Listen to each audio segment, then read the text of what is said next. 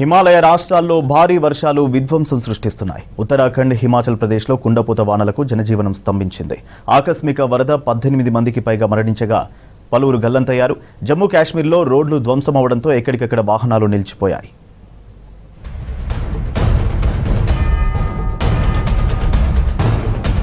ఉత్తరాది రాష్ట్రాల్లో భారీ వర్షాలు, వరదలు బీభత్సం సృష్టిస్తున్నాయి. ఉత్తరాఖండ్, హిమాచల్ ప్రదేశ్లో వరుస క్లౌడ్ బరిస్టులతో జనజీవనం స్తంభించింది.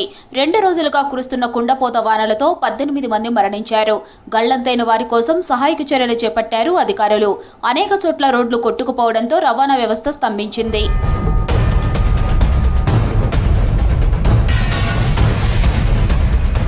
ఉత్తరాఖండ్లో వరద ఉధృతికి రోడ్లు కొట్టుకుపోయాయి. డెహ్రాడూన్, హరిద్వార్ నేషనల్ హైవేపై బ్రిడ్జి కూలిపోయింది. డెహ్రాడూన్ జిల్లాలో కురిసిన భారీ వర్షాలకు 900 మందికి పైగా వరదలు చిక్కుకుపోయారు.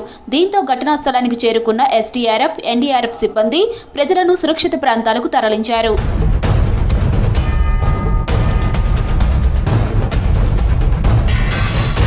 హిమాచల్ ప్రదేశ్లో వరద ప్రభావిత ప్రాంతాలను పరిశీలించారు మాజీ సీఎం జైరామ్ ఠాకూర్. వరద బాధితులతో మాట్లాడి సమస్యలు తెలుసుకున్నారు. కేంద్ర, రాష్ట్ర ప్రభుత్వాలు తక్షణమే బాధితులను ఆదుకోవాలన్నారు మాజీ సీఎం జైరామ్.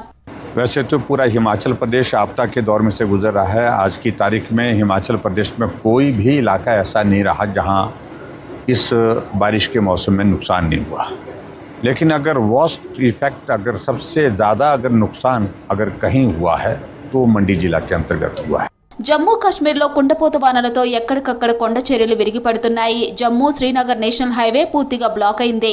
దీంతో భారీగా ట్రాఫిక్ జామ్ ఏర్పడుతోంది. కార్లు, లారీలు రోడ్లపై కిలోమీటర్ల మేర నిలిచిపోయాయి.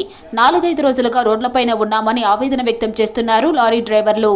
तो मुझे आज 4-5 दिन हो गए यहाँ पे खड़ा है, तो गाड़ी तो छोड़ी नहीं अभी फिलहाल। बोलते हैं आज छोड़ेंगे, कल छोड़ेंगे, तो पर छोड़ते नहीं हैं। रोज़ का यही बोलते हैं, नहीं इधर कुछ है बाथरूम है, नहीं कुछ है, कुछ चीज़ है ही नहीं यहाँ पे. జమ్మూ కాశ్మీర్లో దెబ్బతిన్న రోడ్లను యుద్ధ ప్రాతిపదికన పునరుద్ధరిస్తోంది ఇండియన్ ఆర్మీ.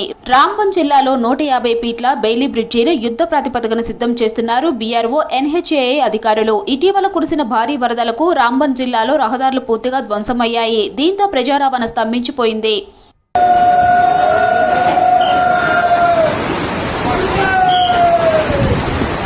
ఉత్తరాఖండ్, హిమాచల్లో వరద పరిస్థితిపై ప్రధాని మోదీ, కేంద్ర మంత్రి అమిత్ షా ఆరా తీశారు. వర్షాలతో ఆగమైన రాష్ట్రాలకు అన్ని విధాలుగా సాయం చేస్తామని హామీ ఇచ్చారు.